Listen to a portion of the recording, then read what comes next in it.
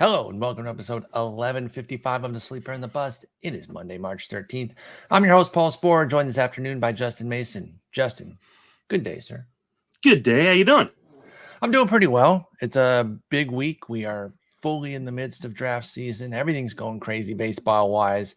WBC's in full effect. It's a great time for baseball. How about yourself?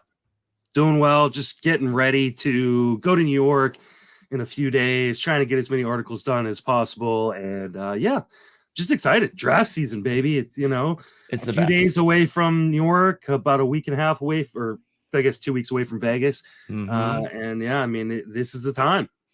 We got back-to-back trips. It's great. We're both going to the same spots on them. You'll write 25 articles tonight in preparation, and I'll have to be doing work in both of the respective venues that we're at because I just can't write like that. And I'm so jealous of how well you can churn out your articles, get ahead, and be prepared. But it's okay.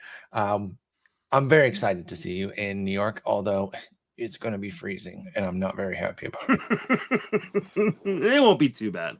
Not freezing technically, but cold enough for me. But I'll be prepared. Don't worry. And I'll be there. It's supposed to snow tomorrow. There will be snow on the ground, probably. As long as it's on the ground and not coming, and just I don't want to hear that. Yeah, I don't think it's supposed to snow while we're there. We have a sleeping child, so we need to make sure that we're not going too long here. Got a few things to talk about, and then we'll get into targets after pick 300 using the Rotowire online championship data from March.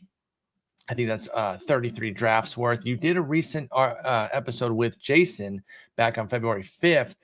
To top post 300 picks using category targets. We're just doing positions here. So there might be some overlap, but I know you tried to bring up some new guys. And since I wasn't on that sleeper article, I figure we could run another one back. But first things first. Joey Meneses hit 2 homers yesterday. And they were moonshots. And we've been pretty anti-Joey Meneses throughout the draft season here, throughout the fall and winter. Into the spring here, including invoking the name Frank Schwindel Jr. in there, or dubbing him Frank Schwindel Jr. Are you changing your tune at all based on these 2 homers, or just further study of him too? I know the 2 homers alone wouldn't do it, but where do you currently stand on Joey Meneses?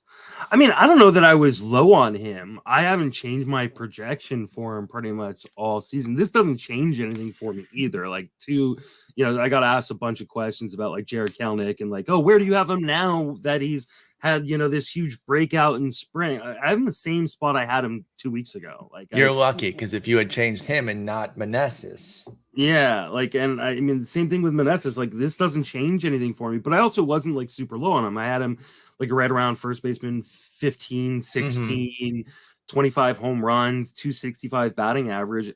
I think what really helps him is that he's going to play, I think. Washington sucks. They're terrible, and he'd have to completely fall on his face. Yeah, and maybe 25 home runs is a little light, but I think I'd rather just err on the side of caution. Because as much as I know there's been a lot of pushback in the industry about people being like, oh, saying he's like the next Frank Schwindel is lazy analysis. I don't think it is lazy analysis. I mean, they have very, very similar profiles, of guys who were much older than we usually see break out, made a lot of zone contact, in their major league stints.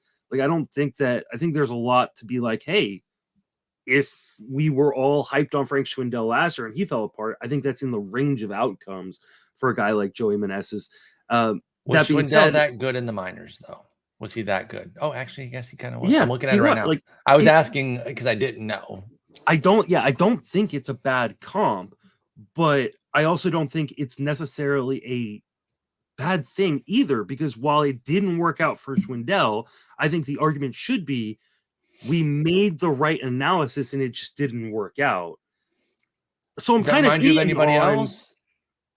I mean, it reminds me of a lot of people doing this for this many years. I'm talking about Adelise Garcia, of course. Oh yeah, and so I think the analysis that he is Frank Schwindel is fine, but that doesn't mean he's going to fall apart in the same way that Frank Schwindel fell apart.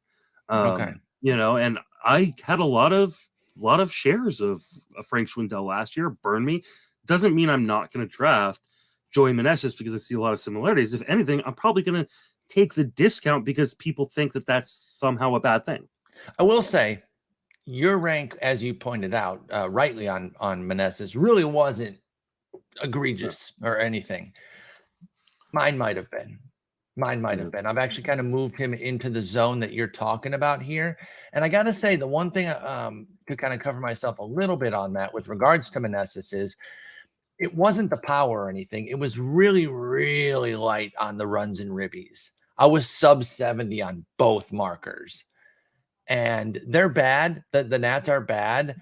But I think somebody playing every single day, batting in the heart of the order, even a crappy order, I think he's going to beat those thresholds. So I did alter those. I didn't add like 20 homers to his bottom line or anything and say that now Joey Meneses is going to hit 35 or anything. But moving the batting average up, I gave him a bit more batting average credit. And I moved the runs and ribbies up to 72, 7, and 84 respectively. And maybe the 84 is a little hot, but I gave him some juice there. Already had him for mid-20s homers, tacked on a couple extras, and voila. He's up there at first base 16. You said you have him at first base 15. So now we're back in order there. So it's going to look like an overreaction to yesterday, and that's fine. I accept that. But I figured I just had to do a little bit more research on him because I was light on the counting categories there with Joey Meneses. Jordan Walker suffered a shoulder strain in spring. Doesn't seem like it's going to be a huge deal. At least that's what he's saying. This is a guy that obviously we've been pretty hot on, talking about him throughout the winter. Are you concerned here, or are you hoping that this delivers a discount and tamps down some of the rise that Jordan Walker's been feeling, and then you can get back in? Yeah, I mean, I'm actually I'm not glad. I don't want to see anybody get hurt, and especially a shoulder strain, because that can be very, very devastating, as we saw from like Josh Young in the minor leagues last year. But this is kind of nice because it starts to tamper down a little bit of the outrageous hype. And I know I've been partly leading that hype, but at the end of the day, like he shouldn't already, we don't know if he's going to be going to be on the roster for opening day, and people are started taking inside the top 100 picks. What? And yeah, it's happening. Go look at Rotowire online championship drafts. And you're starting to see him move up towards the top 100 and settle in around 120, 130, I want to say. And so, oh my God, 80 min pick. Yeah. And so for Jordan Walker. Oh my God. And that is before knowing, if he's going to be on the opening day roster for sure, then yeah, I'm here for that price. I don't have a problem with that. But I'm not going to be able to get him if they announce that he's on the opening day roster. I'm just not going to pay a 4th or 5th round price for him. As much as I really like him, I'm glad I got some early shares, because I think the hype's going to be insane. This doesn't scare me at all. I think he's going to be fine. If anything, though, this gives them the opportunity to go, hey, we want to make sure he's healthy, like the Blue Jays did with Vlad Jr. a few years ago, and send him down for the first 3 weeks. And so I think if you were expecting him to be on the opening day roster the same way that I was, I think now it's time to reevaluate those kind of beliefs. I feel like that's happened with other guys recently too. And because my brain sucks, I can't remember who those people are, but other prospects that we're tracking, they get a little knick-knack injury, and then it makes it easier for the team to say, well, we're just going to make sure he's healthy, because you can only get healed in the minors, not in the majors. But I get it. We'll see what happens there with Jordan Walker. I did not realize he was already pushing into the top 100 in some leagues. Again, if he's locked, loaded, and starting on the team, I start to get it. I'm someone who will be aggressive. I was very aggressive in Vegas on Bobby Witt Jr. Last year. But before he's announced going Jordan Walker top 100, that's tough. Michael Kopech made his Cactus League debut yesterday being Sunday the 12th. Sorry, I know that not everyone listens to these the day they come out. So Sunday the 12th, he was cooking for 3 perfect frames, hitting as high as 98. What do you think about Kopech? He had a really interesting year last year where that ERA looks wonderful. Well, actually, it ended up looking fine by the end of the year, 354. It did get pushed up, but for a while it was looking amazing. But it was one of those things where he was having some really odd starts. The walks were going crazy sometimes. He'd get blasted every once in a while. It was always an injury concern. He was difficult to start. It was really, really tough with Michael Kopech to get those 119 innings of a 354 ERA and 119 whip. And the Ks were way down too, 7.9 per which is, a 105 in 119 innings. What do you think of Michael Kopech? That's a 21% rate, by the way. Sorry, I was looking at BREF there, and they put the K9. What do you think of Michael Kopech and is a sharp debut, encouraging you to consider him more if you weren't already? I kind of was, because I'd seen some video of him throwing bullpens, and I don't know if he changed the grip on his changeup, if I'm remembering it correctly, but all the reports were like that, or maybe he added a changeup. All the reports were his fantastic pitch, and they're like, he's got his velocity back. He's got this new pitch, or reshaped pitch, and he looks phenomenal. And I went, oh man, I don't want to miss out. So I've been taking kind of some calculated gambles on him, and I'm going to continue to do so. I haven't watched start from yesterday, so I'm definitely going to sit down probably this afternoon and kind of take a look and see what I think, with a live look. But all the reports are really, really tempting. I do want to temper people's expectations, not to go overboard, because he has not stayed healthy consistently over the course of his career. But considering where he's going at this point, he's definitely worth a gamble. Kopech will be major surgery, though. You throw another, not major surgery. Don't misunderstand me there, folks, and think I misspoke there. But he will rise like crazy if he continues to have a big spring. Few more quality outings here.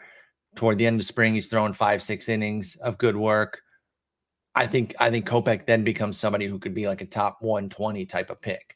If that happens, say he doesn't miss the rest of spring. Or I don't even miss time. I mean, he doesn't falter, and the spring numbers are excellent. Are you taking Kopech at an elevated price? No, there's just too many really good established pitchers going in the top 150 picks. I can't get him up that high. Okay. He needs to be probably outside the top 200 for me to even consider it.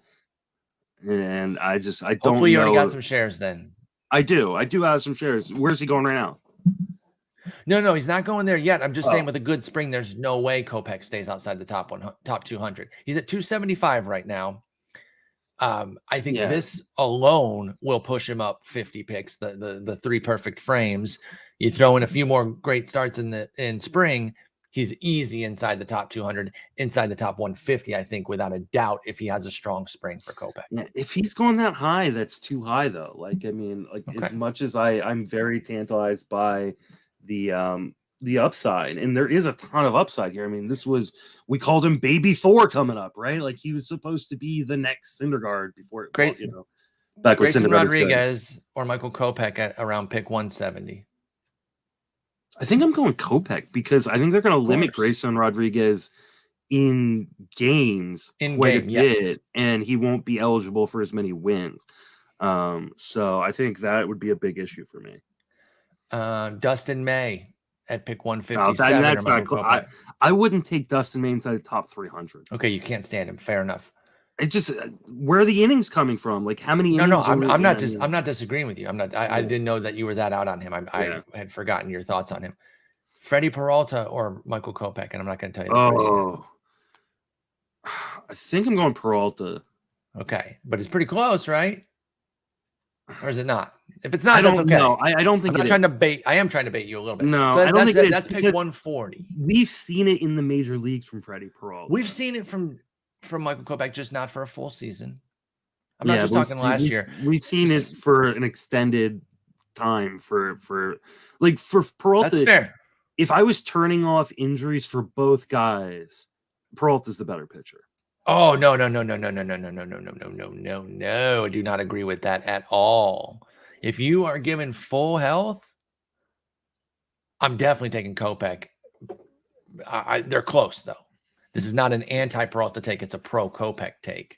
And it was only 144 innings that 2021 for Peralta. So even that still isn't a full season. I think for a pitcher to stay a full season, they should at least qualify for the ERA title, which is 162 innings. Nobody qualifies for. I know, 7 guys do in a given year now. But okay, we'll keep monitoring him, because I think he's somebody that as draft season evolves, we're going to want to keep talking about Kopech to kind of see where he's at and where people are taking him. Let's get into some of these sleepers here. We're going by position. Pick 300 or later at the Rotowire Online Championship. This is at the NFBC ADP. You go in the drop down, you select Rotowire Online. You go from March 1st until today, which is March 13th, to follow along. You can make your own picks. If there's anybody that we don't talk about that you really thought, hey, I thought that's a good sleeper, hit us up on Twitter or in the comments of this post on Fangraphs. Let's start with catchers.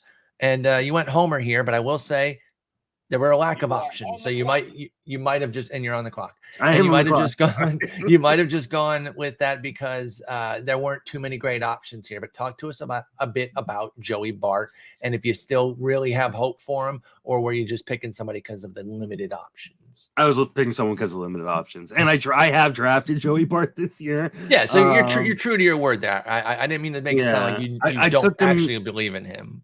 He's gonna play. Like, he's gonna play, the majority of games behind the plate in San Francisco. He's having a good spring, but he's had good springs before. Mm-hmm. So, like, I'm not like thinking like, oh, this is a sign of a breakout. Like, he cannot hit off speed or breaking stuff. Like, he can hit a fastball. He's really good at hitting a fastball. He hit it far and hard. But that strikeout rate last year for Bart, 39%. You look at the splits on breaking stuff and off speed stuff, and it's pretty embarrassing. That being said, he's a former, early first round pick. He's had a lot of prospect pedigree. The Giants clearly believe in him because they would not make him part of previous deals when they were trying to compete in 2021 and even in 2022. So I want to think that there is an outcome in the multiverse that he is going to be good, but more than likely he's not. And this is why you should draft catchers earlier than the last rounds of your 12 team or 2 catcher leagues, right? And for one catcher league, don't worry about it. One catcher, you can take the 12th or 15th off the board depending on how deep your league is. But in a 2 catcher league, this is why you invest in them, because the advantage you get from having good catchers and other people having to roster and play bad catchers is huge. Yep. The $1 catchers, they really hurt you. They really, really do. You think you save those extra dollars in an auction. I know we're talking draft here, but in an auction, you're like, I'll do the $1 catchers. I'll use that money elsewhere. You're usually not making up the gap of the negative that those $1 guys do to you. They really sting you. Also, you took mine. So, and I was going to say, I was wondering if you had interest in this guy here, and we do not want to double up on picks. And I took Nick Fortes. And this is a guy that got the Longenhagen cosign in our NL episode too, which I really liked.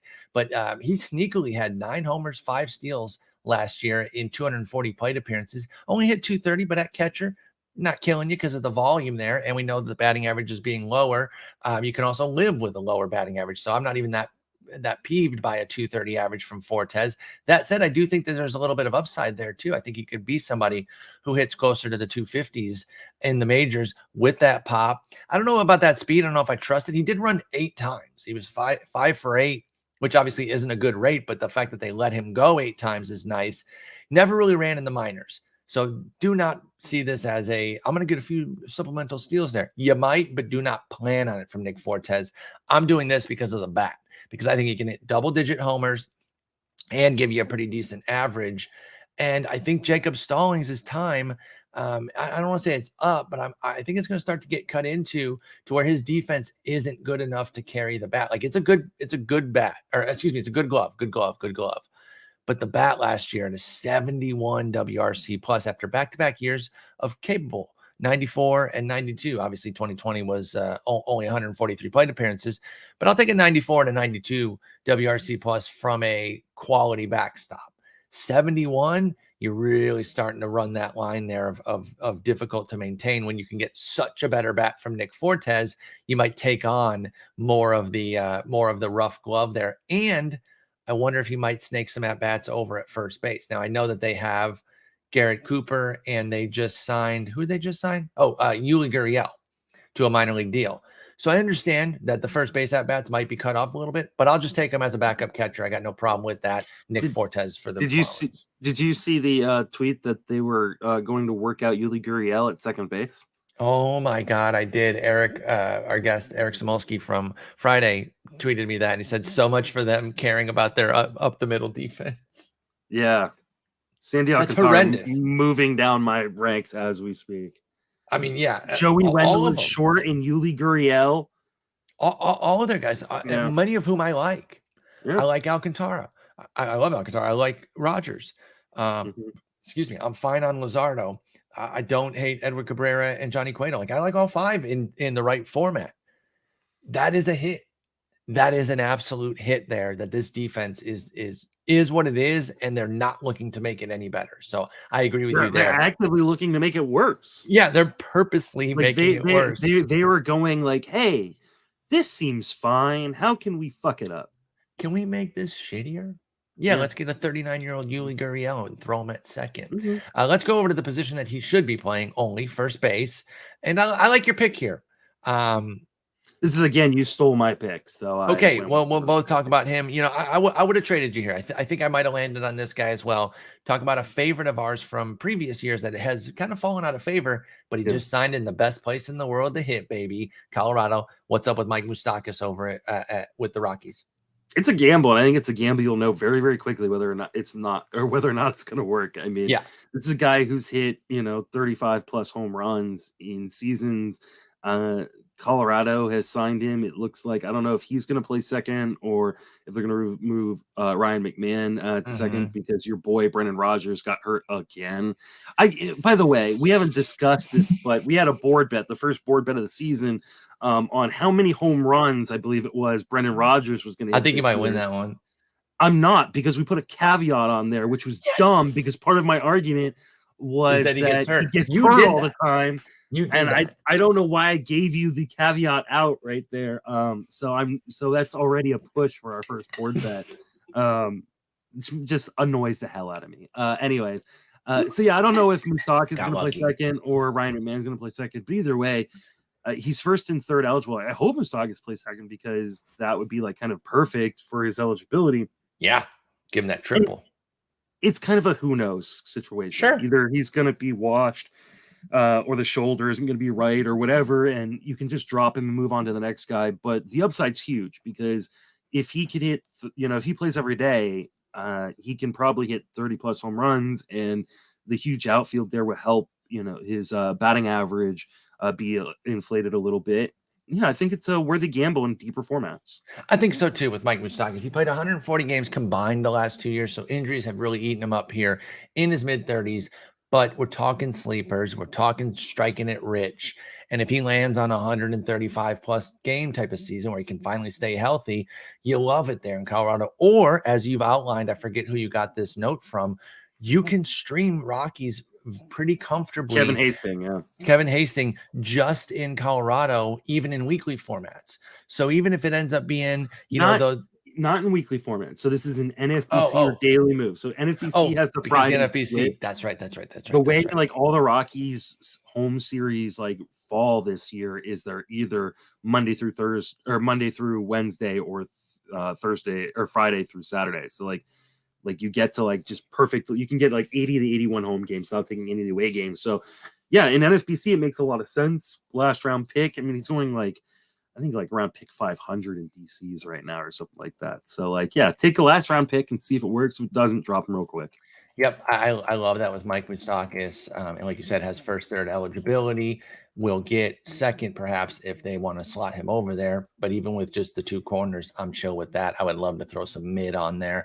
I went with Dom Smith, a guy I wrote up. I've been doing these breakouts by position. I did first base the other day and included Dom Smith. I don't think he's as bad as he was last year, plain and simple. I mean, he hit 0 homers in 152 plate appearances. That's pretty brutal. It was awful, right? I don't really have to expound on how awful he was last year. 67 WRC plus. Yes, I get it. Even with that, and an 86 in 2021. So both of those pretty bad. Add it all up, it was an 82 for 645 plate. Basically a full season of an 82 WRC plus. Even with that, Dom Smith's bottom line is still a 100 WRC plus, 1,373 plate appearances, which tells you how good he was before then. And now it is confined basically to 2019 and 20 when he put up 396 plate appearances of a 150 WRC plus. But the bottom line is that if he's healthy, I think he's a quality player still. And you talked about the playing time with Meneses and how it's going to be free and clear. I think Dom Smith can get the same thing. Now, he probably won't have as long of a leash as Meneses because Meneses was so good last year and is already looking wonderful here in spring via the WBC. But I think Dom's going to get an opportunity to just play and see what's up. He's off to a nice start in spring. I liked him even without that, but I do like that his plate skills are looking sharp. He has 4 walks and a homer already. So Dom Smith, you said you liked him as well. He was going to be your pick if I didn't take him. I think he can get back and be a quality player, even as just a strong side platoon with occasional lefty starts. I think we're talking upper teens homers and a decent batting average. Nothing too flashy. Throw him in your corner or your util and use him on occasion. Another guy that you'll kind of know early on whether or not he's, anything. They also get an early trip to Colorado. Yeah. So he and Moustakas can go toe to toe. Yeah, I mean, you got Josiah Gray and Kyle Freeland giving up bombs left and right. So, like, it'll just be a nice little home run derby and an opportunity for us to see, are these guys actually worth anything? Yeah, no doubt. And so that's Dom Smith, Mike Moustakas over at first. Let's hit the keystone here, second base. I like your guy, and I forget what article it was or if it was a podcast or something, but I had a question in the comments basically talking to me about Isaac Paredes and saying, you're sleeping on him type of deal. And I was like, I can take a second look. I do have some questions about him, but in the format that we're talking about here, post 300 sleeper picks, Isaac Paredes, he has the triple eligibility that you're hoping that Mike Moustakas can get. Talk to us a bit about the Rays guy here, Isaac Paredes. It's Isaac if you're if you've read the name before, but it's pronounced Isaac. So give us some thoughts on him. I think he's going to play fairly regularly, and he's got plenty of power in the bat. I think people forget that this is like a former top 50 prospect from when he was with Detroit, and big Tigers. He always graded out as having like an above average to plus hit tool, and I think he got a little bit unlucky last year in terms of a 195 BABIP, kind of a little holding down his batting average.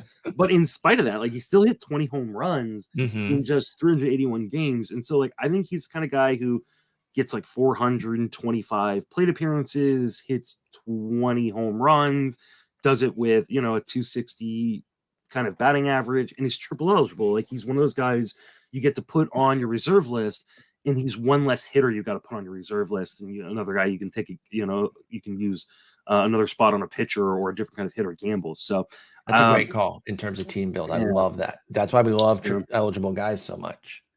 So yeah, I think he's super, super interesting. I've been drafting him kind of as a reserve guy or even an MI in deeper formats as, just a guy who gives my team a lot more flexibility.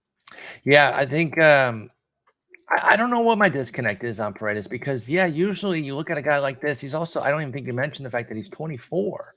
So a young guy like this who showed big time power last year with a 230 ISO and 20 homers in those 381 plate appearances, doesn't strike out a ton, 18% with a 6% swing to strike rate, does take walks with a 12% mark, and had a 195 BABIP. That leaves a ton to like. Unless you think a 12% line drive rate is going to repeat, that's a lot of positives working for Paredes to where he could have a smash year. I think even.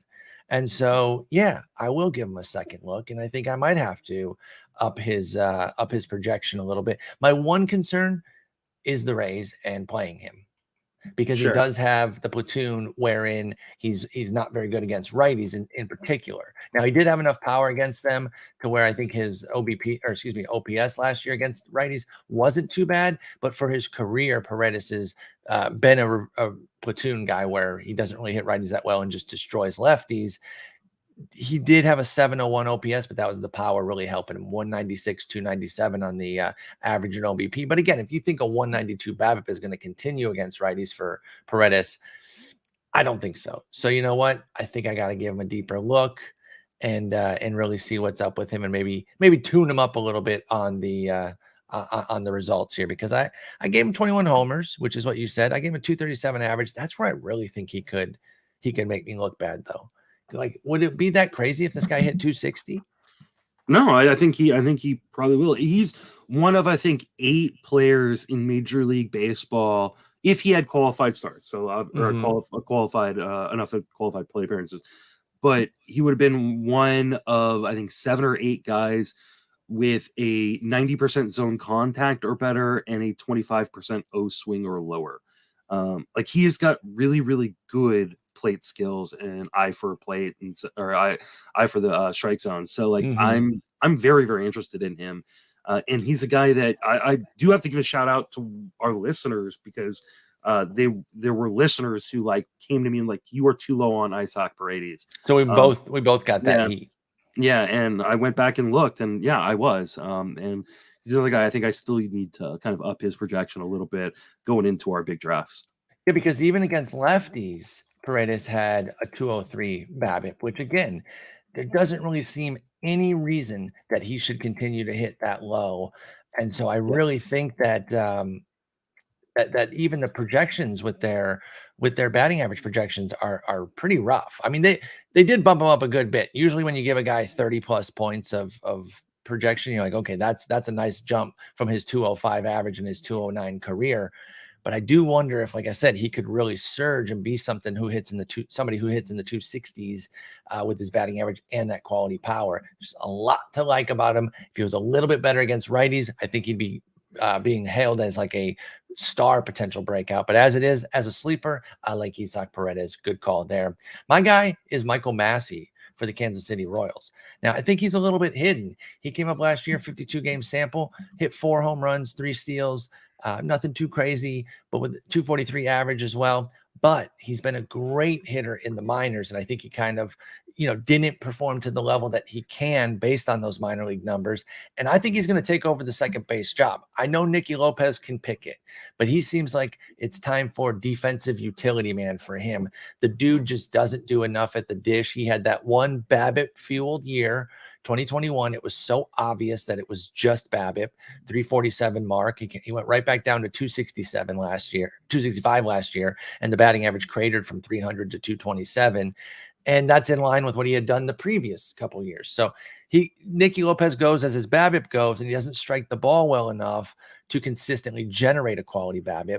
So I'm picking Michael Massey to win the job, and I think he can have a really sharp season here. Put him in my second base breakouts with a 271 average, 16 homers, and 8 steals in 460 plate appearances. I think he can be really good, and I think there's actually upside for more. His minor league record says that he can be an absolute monster, but I'll go with the nice, steady projection, nothing too crazy. I think there's even upside beyond this for Michael Massey. Big fan of his. I know Jeff Zimmerman and I talked a good bit about him in previous, in last year while we were doing some, just random chats like, what's up with your boy Michael Massey? Because he's a Royals fan. He's like, I love him. So if you like the Jeff Zimmerman cosign, then Michael Massey's got that as well. What do you think of Massey in KC? I'm not super interested.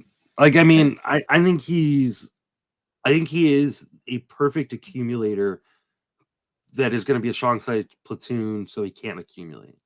If he was to find an everyday role, he would make a lot of sense as a guy who could be not necessarily a breakout, but a guy who could return pretty good value for where he's going in drafts. The problem is, I think he's going to be strong side platoon. I know that Jason Martinez has that on roster resource, but who's the platoon? Nicky Lopez is a lefty as well. I'm not so bought in on Samad Taylor taking that time.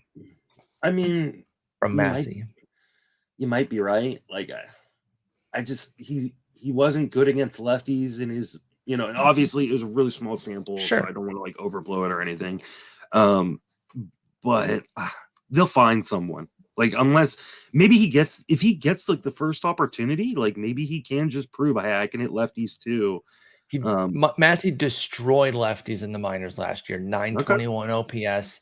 The year before, it was a 717, so not great, but also not putrid, right? Lefty, a 717. I'm not losing my mind over that if I'm a ball club. So I think even as strong side platoon, though, I gave him 460 plate appearances in that projection. I think that's fine. Like, I think that's fine still 18. Do you know where that puts him, though? Like, I'm guessing 18 home runs because you just said 18. No. Do you know where that ranks him at the position? Oh, no. pretty dang high. I'm pulling it up right now. My 21st, which I mean that's right behind Tyro Estrada. Basically, I said he could be this year's Tyro Estrada. Yeah, I still have Tyro Estrada low. I moved him up. Whoa, that's me moving Tyro Estrada up. Oh, what is wrong with you? I have him for 11 and 17. Why do you hate winning? Why are you so surprised by this? He's going to be first or second in the lineup. What do you have for his runs and RBIs? Super cool lineup. 9 and 11. Okay, no, 61 runs, 54 ribbies. Oh, I think that's low. Yeah, I think that's low. Is it? Well, wait, never mind. You're gonna for a guy who's hitting first or second. He's gonna hit 71 and 62. He's gonna hit second against. He's gonna hit first against lefties and second against righties. I mean, I'm shaving 10 off of both numbers from last year, I guess. But that's a mistake. I don't think he's gonna add. I don't think Tyro Estrada is necessarily gonna add to those numbers. I don't think he's gonna. But anyway, really, back to Massey. Sure. Yeah, I mean, I don't think that's a bad projection. I'm not that high on him, but I don't have a major pushback. Like he's again one of these guys like you can just drop if he isn't working out. Like if he's only playing 4 out of every 7 games, like okay, fine, you drop and move on to the next guy. Yeah, with Massey, I'm gonna ride it out as far as the performance a bit. But if the playing time isn't there, then I think I can make the move. But with playing time or with the performance, I'm gonna let him go a little bit because if his BABIP sucks crap early on, I don't think there's a ton of lefties in the Central either, right? Like it doesn't Minnesota not have a lefty. Is it Minnesota? I don't think that they do. Yeah, that's right. Yeah, no, they're all righties. Tigers have Matthew Boyd. Well, foreshadowing. We'll talk about him. And we're talking about him. Foreshadowing. We'll talk about him. Talk about him too. Yeah. Let me think. What other team is there? That's Cleveland. White Sox. Cleveland has nobody, and then the White Sox have nobody in their projected rotation. So I mean, that actually makes me a little now I'm starting to think 460 plate appearances is right on because there's not a lefty in that division. Like there's one lefty or 2 lefties in that whole division that he's going up against. And if we get a little good luck with some of his out of division stuff for Michael Massey that he doesn't run into lefties. I'm looking at the AL right now, just AL projected rotations. Lefties are light, dude. I'm seeing 1 in Baltimore, Boston, and Houston.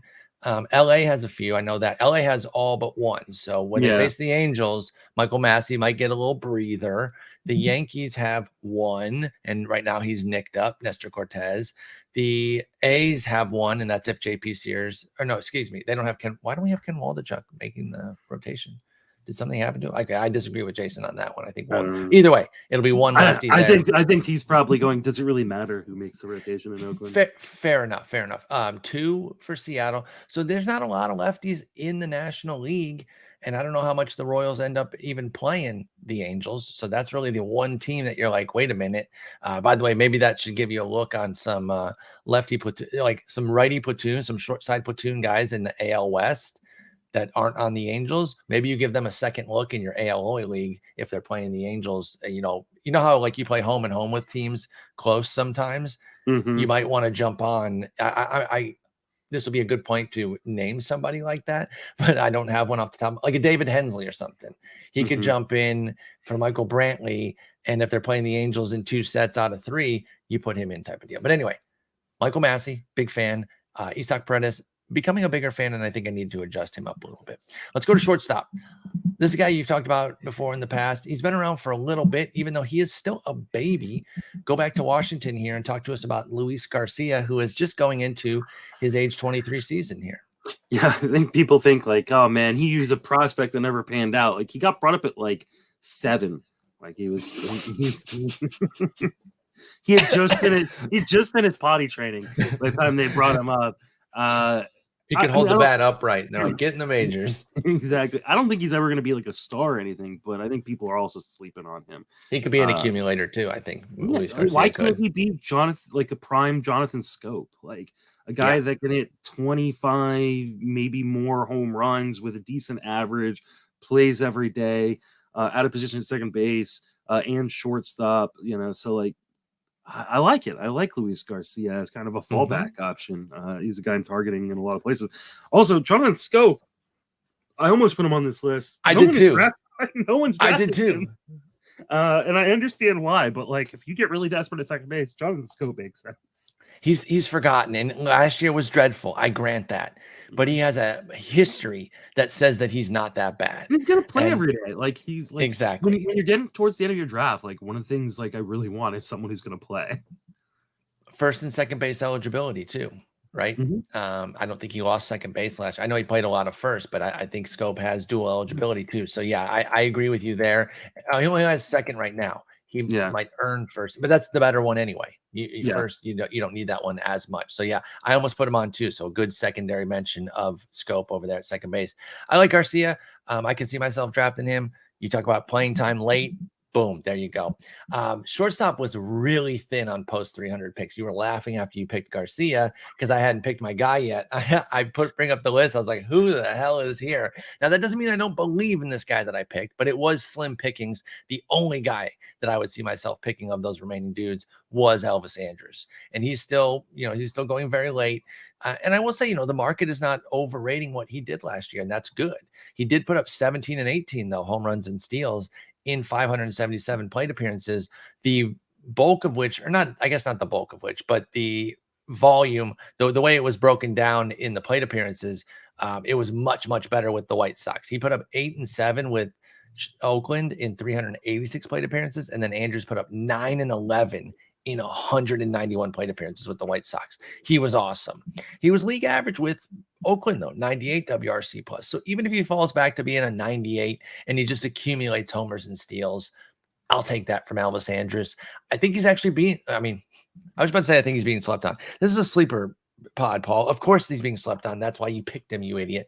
But I think he's really being overlooked. It's almost kind of like what we were saying with who were we saying that about at the beginning, where the market isn't overrating them, like Adolis Garcia last year, and then we said another guy this year. Who was that? Who were we talking about? Meneses? Oh yeah, I guess it was Meneses. Yeah, because he isn't terribly overrated draft price wise. So yeah, I like Elvis Andrus. He's old, he's boring, but I would take him for sure. What do you think?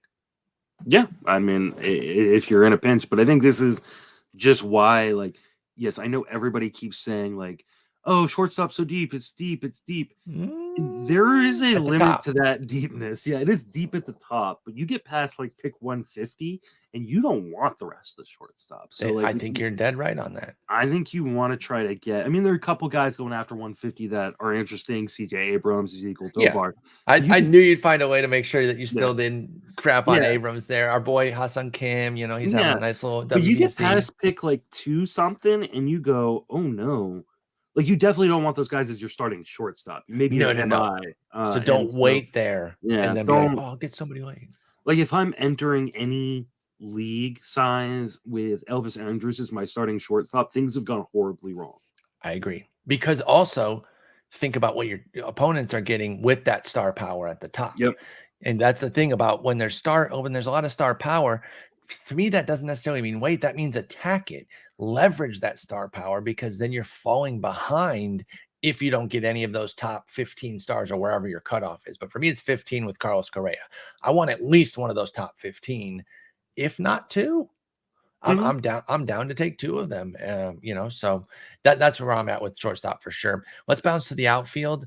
Third base first. And I loved your guy here. I picked before you, but you still stole my guy in a weird way. But I like my pick, but I really like this guy. So talk to us about Spencer Steer over in Cincinnati.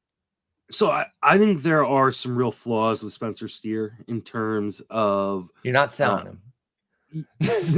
Yeah, I'm starting. This guy blows. Remember that old show, like The Pickup Artist, where like the cheesy guy talks. You're negging. Really, yeah, I'm negging him. Like I think there's a hole at the top of Spencer Steer's swing, very similar to like Nathaniel Lowe, that he might get eaten up by high velocity fastballs. That being said, Cincinnati's going to give him every opportunity to play and close up that hole. He's been really, really good in the minor leagues. It is I think the best park to hit in baseball. I think it's even better than Colorado. And why do you think? Because I think I agree, but I want to see if we think for the same for reason. power. I think it's easier to hit home runs out because the outfield is so big in Colorado. So I agree with that, but I also, because it doesn't have the negative impact on you when you leave it. That as well. Yeah. Right. So it's like you can get those Cincinnati guys. Yes, they're going to be better at home, but you don't feel like you have to sit them on the road the way we've talked about so much with Colorado. So I actually agree with you there. So, yeah, and I think he's going to hit, somewhat decently, kind of in the middle of that lineup. It's interesting because I think Cincinnati is quietly a really fun, interesting team to watch this year because they've got a lot of guys that I could see something going right with them. Like they're like, I don't think they're going to be good, but I think there's a really low possibility they could be good. If that I don't disagree. Sense, no, I don't. Like Green, Lodolo, Ashcraft as the front three. I like all three of those guys. They got to find something in the back there. They got to find a bridge to Diaz. But the offense, I mean, how many of the guys have we hyped? Myers and Fraley, Friedl, our three outfielders that we love there. Tyler Stevenson, I'm a huge fan of his. Jonathan India, I know you've talked about. If Votto is healthy at all, he's still Joey Votto. And Spencer Steer now too. Yeah. So, and I mean, Kevin Newman's had some hype. I like Kevin Newman as kind of a late guy. He's a guy that I put kind of on my bench. He plays second and short. Cromulent everyday guy especially if you need some batting average and a little bit of speed. Yeah. Newman. So, yep. I think Steer has like an opportunity if he can close that hole at the top of his swing, to like hit 25 plus bombs with a decent batting average. And like I said, I think Cincinnati's going to give him every opportunity to be successful in this lineup. So yeah, I'm taking gambles on Spencer Steer, not on every single one of my teams, but a guy that if I need a third baseman late, he's the fallback plan. Yep, I'm with you on Steer. Hit 15 homers in 336 plate appearances last year in the minors. Came up, only hit 2 in 108 in his sample. It wasn't a great sample, but if anything, that's keeping the price down. I still believe in Spencer Steer. I'm going back to the well with Brian Anderson, a guy I have liked for the past couple of years. Health has been obviously a big issue there in Miami with him. He's going to the best park he's ever hit in. I say that as if he's been in more than one. He's only hit in Miami, but he's going to a good park is the way I should frame that. And this is another one I think, like we've been saying, you're going to know early if he's healthy. Is Brian Anderson healthy? Yes, keep him. If not, cut him. That's it. That for me, that's the calculus, because when he's healthy, he's a plus bat. And it's not a ton of fantasy juice. It's more of like a glue guy who kind of accumulates. And he's only had a couple chances to accumulate because of his body failing him. But I like Brian Anderson. I think in Milwaukee, he can be solid. He's having a nice start to the spring. And frankly, my biggest concern in spring is just to be on the field. And he is right now, whether he hits well or not. It's kind of incidental. It just so happens that he is going 8 for 18 with a couple homers, 6 strikeouts and 5 walks, and a steal, by the way. So yeah, I think healthy Brian Anderson can be quite good in Milwaukee. What say you? I mean, he's been really hot in spring, and I think this is going to give him full-time plate appearances somewhere. The question is, like, who's odd man out, I guess, now? I mean, we already have. Tyrone Taylor got hurt, right? So I think that, he just takes that right field spot. Yeah, that's where we have him right now, is the right field for Brian Anderson. So that makes sense because, I mean, he can't play center. And so I think Garrett Mitchell's kind of locked into like everyday plate appearances just because he can play center. I think he needs to hit in order to fend off the Freliks and Joey Weimers. And there's another guy who I'm blanking on in this moment that you and Eric. By the way, amazing podcast you did. Thank you. 2 podcasts you did with Eric Lagenhagen. Appreciate that. That was fantastic to listen to. The response has been huge. Even though I disagree with a lot of your hate towards Jared Kelnick. So that was the test to see if you were listening. Yeah. We had to smoke him and then see. I had to go buy a new phone because I threw mine out the window. Yeah, you slammed your phone. You're like, this is bullshit. It's like, I thought these guys were my friends. He was 80 miles an hour behind me. So So I think there is some long-term risk in playing time, but so I think I prefer him in a fab league rather than a DC where I can't drop him. Okay. But I think at this point, most people are drafting fab leagues anyways. So yeah, you draft him, and if he gets Wally pipped at some point, you just drop him. If a Hall of Famer replaces him, Yeah. then by all means. But for now, I like Brian Anderson, and I'm eager to see him hopefully stay healthy this year. Let's move out to the outfield. You did include one of your go-tos, and I did as well. We both did. So we have a new guy and a guy that we've been talking up all offseason. So give us another TJ Friedl spiel real quick before you go on to your second guy. I mean, I just love him. He's been great. He's hit homers off of righties, hit homers off of lefties. There's some talk that he might not lead off now. I still think there's a really good chance he does kind of get that leadoff spot. But there's power, speed, and he's clearly starting to become like this year's Cedric Mullins, because the later we get in draft season, the more people jump me in draft. Which happened. If you don't get him in your main, I swear to God. It happened in the Bart League draft on Saturday. This is Richard Sands jumped into the 20th round to grab TJ Friedl right in front of me. So, you got man. I'm gonna be really bummed if I don't go to my main event, but we'll see. We'll see how it goes. And then Manuel Margot, I feel like he is gotten completely forgotten about. He's healthy right now. We know there's plenty of speed, and there's enough pop. He's gonna play every day as long as he's healthy in that lineup in Tampa Bay. So I like Manny Margot as kind of like a post-hype breakout type sleeper. Yeah. And you've been on Margot for years. And so, there's a little punch, got some speed. The defense is great too. So if he is hitting, Margot isn't facing that issue where it's like, well, can we survive his glove, which some guys face, and that can be tough. And sometimes I think we forget that, a guy I've been hyping up this year, Kerry Carpenter, there was just an article today about he better be able to hit, because right now that's a concern. But I definitely think that, Manuel Margot has none of those issues. In fact, defense is usually his calling card. And so we'll see if he can get the bat going. He was I like Kerry Carpenter though. I do too. I like that call. I do too. I think he can hit 25 on even on a short side, even on a strong side platoon. And but just hopefully his defense, he's not falling over himself, because again, there was an article where they were saying, hey, we need him to make sure that he can play some defense. But they're the Tigers. Just play the best offensive guy. Did you see the pictures of Mickey? No. He got in shape. Oh, I mean, I saw him on the bench at the WBC, but I didn't. He looked like he was leaning up against it, so I couldn't tell that he was. He looks like sharp. He dropped some lbs. That'd be nice if he can get his lower half at all. Yeah. Then the field changes would help him too, because Miggy's oppo power has always been a calling card. Obviously, not in recent years, because when his lower half has left him, he's lost that pop. And even if he were in shape, we're not talking like the return of Miggy, but it would be like AL only, upper teens homers with a decent average. Yeah. And that would be go out with a good season. Go out Pujols style. Yes. Hit a bunch of homers at the end. That would be awesome. All right. My two guys, the one that you've heard me talk about a bunch, is Oswaldo Cabrera with the Yankees. Eric did say that he probably can't really play much third. So I've been propping him up as a utility guy. He might not get into that third base mix all that much. I was unaware of how inept his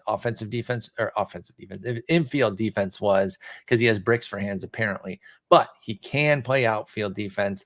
And right now he's penciled in right field, because Bader's nicked, everyone's favorite of mine. Yeah, I mean they got injuries for this days is another right guy. Can I go on just a quick tangent real quick? Damn it. Another time where I said hey, don't draft this guy because he gets hurt all the time, and I got pushed. But now you don't get the benefit. But now I don't get the benefit because nobody's drafting him now that he's hurt.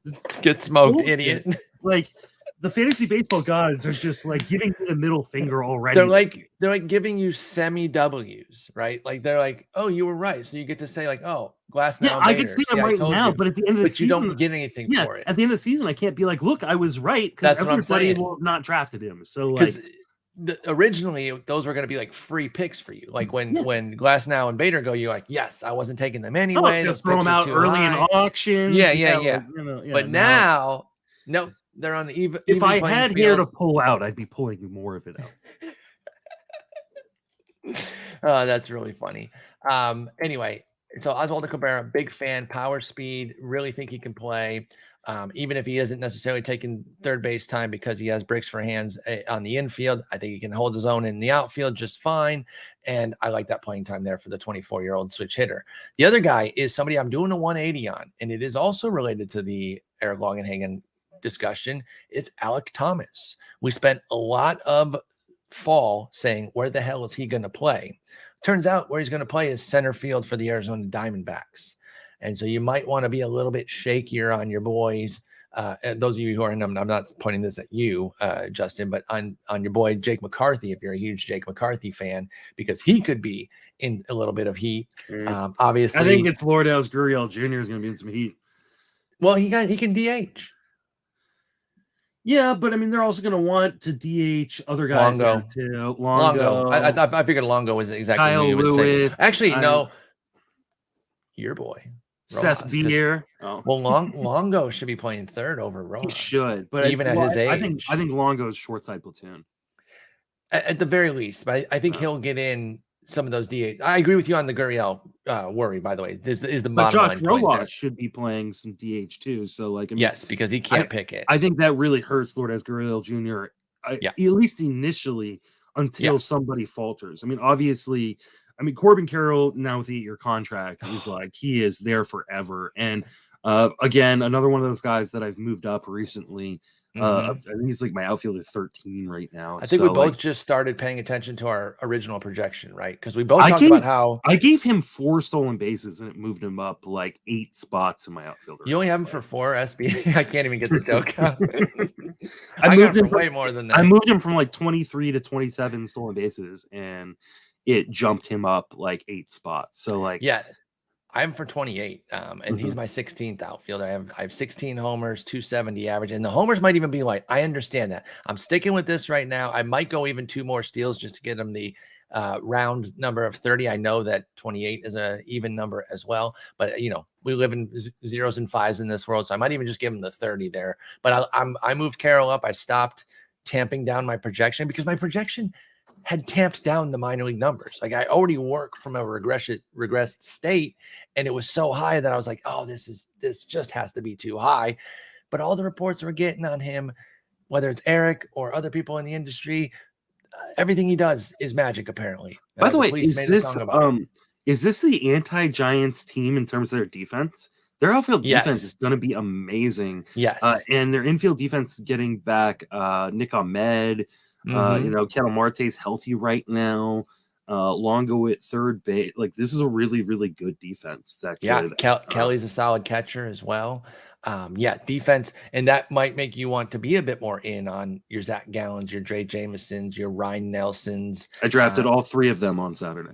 I love it. Not so much on Bumgarner and Davies, but they can be streamers too. So if you really like them, then have fun. But yeah, with Alek Thomas, we were worried about where he was going to play, and we were consistently saying, Ross Resource has him out right now. I understand that because he didn't exactly tear up his 411 plate appearance sample. That's a big sample, and he didn't do that well. And I thought, well, they were going to push him down. The defense wins out. And right now it's looking like he's going to be the starting center fielder. And so despite that modest performance, their commitment to him tells me that they believe that the bat can get back on track too, because he was another guy who had great minor league numbers, not to the level of Carroll, but Alek Thomas was hitting very well in the minors. So it was kind of surprising that he sucked shit in the majors. A 263 BABIP will do that to you, though. He has decent enough plate skills, little bit of pop, little bit of speed, not much speed at all, like compared to Carroll or anything too. Sometimes we interpret like great outfield defense as like he must be fast, thus he must steal. That is not the case for Alek Thomas. I would put him for like 9 stolen bases on the high end, but I think he can hit low teens homers, 6 to 9 steals, and like a 270 average. I didn't project him that high, but I think 270 is definitely in the cards. I put him for more of, I think 258 is where I put him. And I think with him playing now, again, my objection to him was definitely playing time. And now that it looks like he's going to break camp as a center fielder, I am back in on Alek Thomas. Yeah, I am too. I actually got to update his projection. These are your best picks ever, and I love you. And I did not force him to do this. There was no gunpoint making here to force Justin to pick these two starters. He just did this of his own volition. He's thinking very clearly today. So tell us your two starting pitcher sleepers. So I didn't want to rehash the same guys I've rehashed. I'm still all in on Jose Suarez. I'm still all in on Kyle Bradish. No matter what Nick Pollock tells me to do about Bradish. He's anti-Bradish? He's anti-Bradish. Oh, he's wrong, and it's okay. I love Nick, but he's wrong. He is wrong. He's a smart guy, but he's very wrong here. Wrong. I love Kyle Bradish as well. Continue. So, but I wanted to talk about some guys I haven't talked about a ton this offseason or draft season on the pod, and that's Eduardo Rodriguez and Matt Boyd. Boys, stand up. Rodriguez was going as a SP 2 or 3 last year in drafts. And yes, he had the weird off the field issue, whether it was a marital issue or a mental health issue or whatever. But it wasn't like, yes, he got injured and that's what then led to him being gone for longer. But for the most part, he was healthy. And it was really an off the field issue that kind of wrecked his season. And he's looked fantastic in spring. The velo is right where it should be. Command control looks really, really good. He has been apparently like really great around the clubhouse and even like yelled at one of his teammates from Venezuela for doing exactly what he did last year, which was disappear from the team facility. Only I can do that. Yeah. I was like, wow, you are not the person to be calling him out on that, but okay. But yeah, he looks really, really good. And I think he's just been totally forgotten about. And yeah, because he's on Detroit too for Eduardo Rodriguez. Yeah. So it's like easy to kind of just be like, even with them moving in the fences, like that's still a pretty good place to pitch. I agree. Yeah, I like him. Matt Boyd is a complete upside play. He looks amazing during spring. Looks so good right now, man. I'm He's trying on to temper my excitement. Deal, and so they're just going to let him go. And I mean, I think they'll ride him till the wheels fall off. The wheels may fall off at some point, but you're going to get a boatload of strikeouts as those wheels are coming off. Then. So, yep. I'm taking that gamble, and I think I drafted both these guys on Saturday as well. So, and the biggest issue on those park moves is to aid lefties. These guys are both lefties. They can undercut that a little bit, right? Because if the left-handers are getting the boost, well, lefty is difficult. So Boyd and Erod can help that. It might hurt this other guy, one of the guys on my list. We did not plan to go 3 Tigers here, but I'm putting Spencer Turnbull on my duo because he's coming back from TJ, but he's coming off of the 18-month variety. And that is when I'm a little bit less concerned. Now I still have some concern, but that's why he's a sleeper and he's a super late pick, not somebody I'm trying to build my rotation around with Spencer Turnbull. He was pitching so well back in 2021 when he got hurt, and he had the no-hitter. He had a sub-3 ERA. The strikeouts were looking sharp, or getting better, I should say, because they actually started a little light. But then he had 7, 9, 3, 6, and 4. The 3 was the only bad one there. And he got hurt on June 4th. So he had late June TJ of 2021. So he's been out for well over a year. He's going to come back. There might be a few ups and downs because he is coming back from TJ, but usually when they have the longer extended return, it's not as bad of an issue with coming back from TJ. So I'm back in on Spencer Turnbull. I think he can have a solid season. And again, the Tigers, like with these guys, like what are they going to do? Baby Turnbull, Erod, and Boyd? No, you let these guys go. They should be pitching 6 innings every time out, darn near, unless obviously they're having a really bad outing. And there won't be many win opportunities because they're not very good, but good ratios, good strikeouts, and hopefully at least a handful of wins there if the Tigers aren't completely inept as opposed to maybe just a regular bad team as opposed to a horrendously bad team. And then the guy I mentioned earlier, he's fighting for a spot right now and he might not get it. So keep that in mind. Drey Jameson, love him over in Arizona. If he doesn't break camp, I would not draft him. I would just kind of keep an eye on him and watch list him for fab leagues. But I picked him in draft and hold leagues. Stand by that. That was definitely something I wanted to do. But I'm a big fan of Drey Jameson. I like him a bit better than Ryan Nelson. And obviously the 24 inning sample that he had was really sharp. His minor league record last year in AAA was really bad. I think a lot of that is owed to the environment. His home run rate was through the roof, and it was just really difficult for him. It was difficult for Ryan Nelson, too. They both struggled, and they came up to the majors and said, no, we're actually pretty decent pitchers. And I like what Arizona does with pitching. It's a good place to pitch. I think they have solid track record here of developing some guys. Obviously, Zach Gallen, the best of them. And I like Drey Jameson. What do you think of Turnbull and Jameson? Turnbull, I'm not real interested in. He would violate my. I don't draft guys coming off of Tommy John. That's fine. You don't make and any exception for the 18-month? Not really. I mean, I Okay. think the exception fair. comes in is like I'm somewhat interested in drafting Maeda this year because he's on the last year of his contract, and I think they will just let him go. But he's also super cheap, and I mean Turnbull's really cheap too, obviously. But for There's the a most lot of part, history of quality for me. Pardon me for interrupting you. There's a lot of history of Maeda being a badass too that Turnbull does Yeah. not have. So that's Exactly. another big difference between them. So I'm just not going to. I mean, I think he probably gets capped at like 120 innings, and how many of them are going to be good? How much command control issues is he going to have? I think he's going to pitch over that unless he gets hurt again. I think Turnbull, because his previous high is 148. I think that will be used as a guide more so than coming off of TJ. So unless there's big issues here, I'm not sure that there's going to be any kid gloves on. He's 29 years old. What are they protecting? I don't know. And they're not trying to compete this year, so I think they'll just might be a little more careful with them than. I think your tenet of not drafting TJs is fine. I'm not going to disagree with that because I generally hold to that. It's the 18 months where I make a bit more of an exception. And I think as somebody, he's actually going to be age 30, by the way, not age 29, because he missed his age 29 season. But anyway, I totally get that. What about Drey Jameson in Arizona? Okay, so I drafted both Drey Jameson and Ryan Nelson together on Saturday. Because you love one of them and Eno. One of them's going to get that fifth starter job. Yes. Nelson's stuff is unreal, but the results have not been good in the spring. So it kind of depends on what do you think the Diamondbacks as an organization is going to trust. Are they going to trust? Are they going to go, hey, like you pick, like the results sucked. You got hit around. You walked too many guys. So we're going to send you back down to the minor leagues or put you in the bullpen to start, and go with Drey Jameson, who has had better results. But this stuff he hasn't. He's getting killed. Well, he has had better results only because it's the 13.50 ERA to 7.45.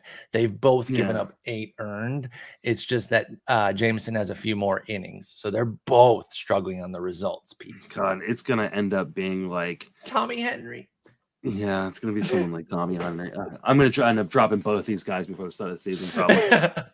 I think I like Drey Jameson better just because I think his command and control is a little bit better. I think he's got a higher floor than Ryan Nelson. I think in your shallow leagues, I think Ryan Nelson's the guy to go for because I think his potential is higher than a guy like Drey Jameson. Okay. But I think in 12 and 15 team leagues, you should probably go Drey Jameson and then hope for the best. But like I said, I mean, in Barf, I drafted both of them. You got both. And I'm going to make the decision once I know who's in the rotation, who's not. I may end up dropping both of them. I may end up being able to keep one of them. Arizona also has a really tough schedule starting out. So they've got the Dodgers twice in the first month, and San Diego, and a trip to Colorado. So, like, honestly, outside of Zach Gallen, you probably shouldn't draft any of these guys in 10 or 12 team leagues and just pick them up off the waiver wire once they get through that early stretch. Yeah, if they get knocked around, get cut, then you go back and get Jameson or Nelson. Same with the Nationals. The Nationals have a really tough schedule. So, like I have drafted Mackenzie Gore and Josiah Gray, but like in your shallower leagues, you shouldn't. You should wait till they get blown up in their first couple starts and then pick them up. I like that. And it's, we talk about how you should pay attention to strikeouts and walks in spring, even more so than like the ERA. And Jameson does have that 7.45 ERA, but he does have 12 strikeouts and 3 walks in 9 2/3. Yeah. Jameson only has the 4 Ks and 5 walks in 5 1/3. So his components are a little rough too. I wouldn't go crazy on either of their spring numbers, but Jameson at least is putting up a few more skills than we're seeing out of Nelson right now. For the relievers, we both went on lesser teams. I stole your guy, so I'll talk about Michael Fulmer real quick before I give you yours. But yeah, we both like Michael Fulmer. I think Reliever Recon is going to get Michael Fulmer's price pushed way up. By the way, you should absolutely be subscribed to Reliever Recon on Patreon. It is an absolutely wonderful tool. They do such brilliant work, whether you're in saves holds, saves only leagues, whatever it is, they've got you covered on relievers like you would not believe it. Reliever Recon by Greg Jewett and company, including our guest from Friday, Eric Samolsky. He's done some work for them. But that boy, Michael Fulmer, I'm going Homer again here, indirect Homer because he's no longer a Tiger, but he's looking sharp coming off of a mediocre season last year. 3.39 ERA, 1.37 WHIP, nothing too special, but he's looking really sharp right now. He's shown bat missing ability before.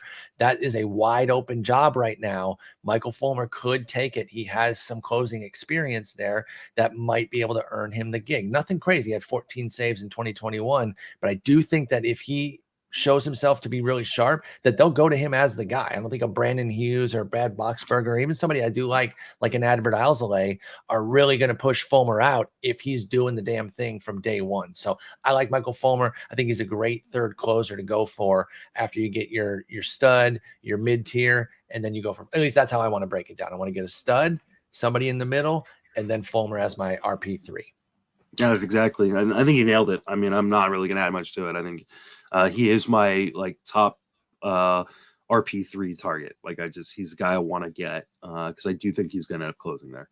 You're going to somebody who is being forgotten, and it's partly because he's on a crappy team. But Dany Jimenez for Oakland had 11 saves last year, and Trevor May is getting paid, but I don't think he has to be the closer. First off, he doesn't have a ton of experience there, and he's not somebody I think is going to be like, I better be the closer or else I'm going to pitch a fit. So I think he'd be fine if he was just the fireman, Trevor May would, and then Dany Jimenez could close. Talk to us a bit about the Oakland righty. Yeah, I mean, I love Jeff Zimmerman's Minding the News, and Jeff Zimmerman's Minding the News a few editions ago said that Dany Jimenez is the potential likely closer, and that was before AJ Puck had been traded. Now that AJ Puck's gone, it's still another guy not to compete with. And he's going extremely cheap. We're talking like pick 600 in draft champions. So in your non-draft champions leagues, he is literally free. And I'm taking him in the last round of every draft because if he's not the closer, we'll know. I mean, they have to win a game in the first 2 weeks, I think, at some point. You'd think. And they're not going to score a lot of runs with those wins. So there's going to be a save opportunity. So we'll know pretty quick whether or not he's the closer or not. And if he's not, then I'll drop him. And he's my, I'll go, check for a third. He's literally your 30th pick, right? In main event or NFBC online championship. He could, if you get scooped on Fulmer, who's going a few picks ahead of him here, you just go to Dany Jimenez, another bad team closer. Although I think the Cubs will definitely be quite a bit better than Oakland, but still same concept of lower tier teams closer. And he did the job for a decent bit last year. And like I said, May is not somebody who's going to force his way in and be like, I'm the closer. This is my job. Because he doesn't care. He's just going to pitch where they tell him to. Yeah, thanks. Absolutely. All right. There's our sleepers post pick 300, according to the Rotowire Online Championship. Again, if there's anybody we didn't include that you would like to have a discussion about, hit us up on Twitter at Sporer, at Justin Mason FWFB. Justin, we'll figure out what we're going to do for this week because obviously we'll be in. We're going to be in New York. So there might not be an episode. We might record earlier. We'll figure it out. But it may not be anything until Monday. So stay tuned on that. But looking forward to seeing you, buddy. Can't wait to see you, bud. You got to keep me warm. Yeah, I'll give you a big bear hug. Thank you. I'll be there, baby. All right, man. I'll talk to you later. Take it easy.